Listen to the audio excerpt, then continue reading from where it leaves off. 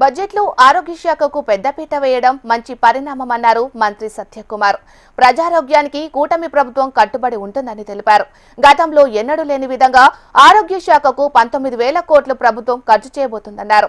గత ప్రభుత్వంతో పోలిస్తే అధిక ప్రాధాన్యతనిచ్చామన్నారు. రెవెన్యూలోనూ ఆర్థిక మంత్రి పయ్యావుల కేశవ్ తగ్గించే ప్రయత్నం చేశారని అన్నారు.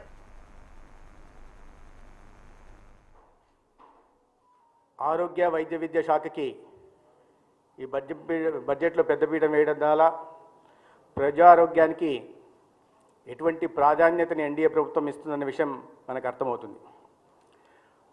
265 కోట్లు ఆరోగ్యం వైద్య విద్యకి బడ్జెట్లో కేటాయించారు.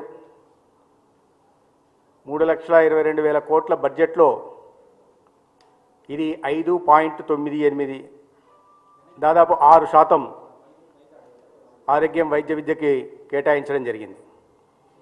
గత ఆర్థిక సంవత్సరంతో పోలిస్తే ఇది 805 కోట్లు అదనం, అంటే దాదాపు 4% అదనం.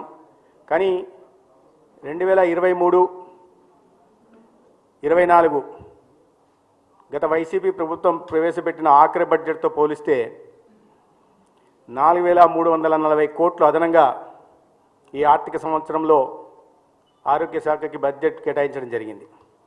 ఇది ఏకంగా 23-24తో పోలిస్తే 29% అదనం. అదేవిధంగా మూలధన వ్యయానికి